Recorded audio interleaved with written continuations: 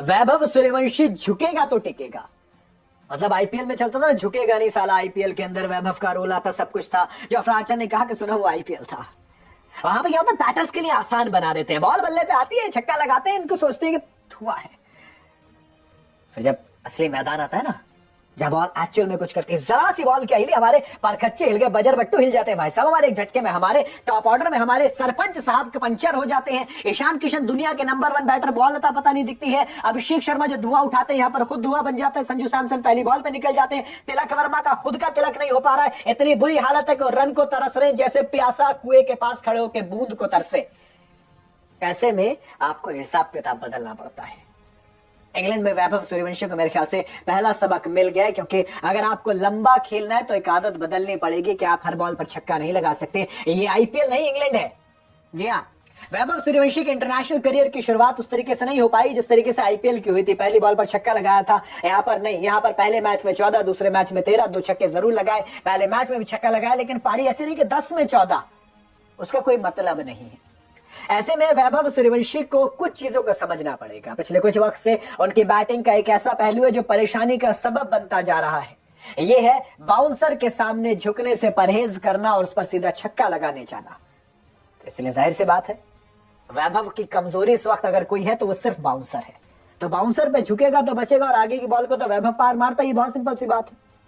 IPL 2026 में गेंदबाजों की धज्जियां उड़ाकर सबसे ज्यादा रन बनाने वाले, 776 रन बनाने वाले वैभव सूर्यवंशी को इंग्लैंड के खिलाफ डेब्यू का मौका मिला।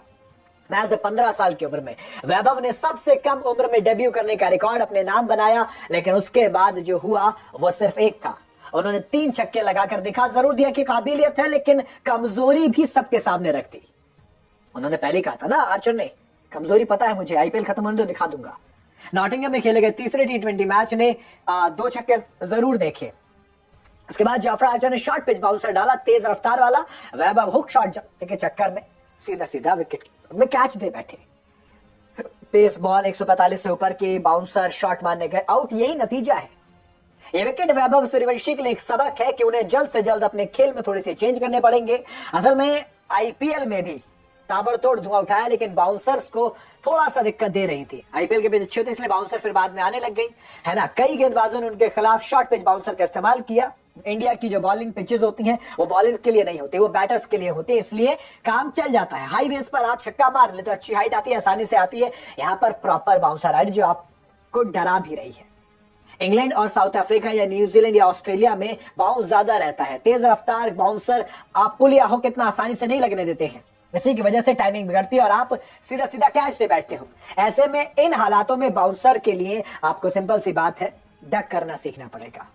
जैसे क्रिकेट में कहा जाता है, कई बार झुक कर भी बड़े होते हैं। हमारे यहाँ बड़ी पुरानी कहावत है कि जो फलदार वृक्ष होते हैं वो झुकते हैं, ये जो अकड़ में होते हैं वो सूखे होते हैं।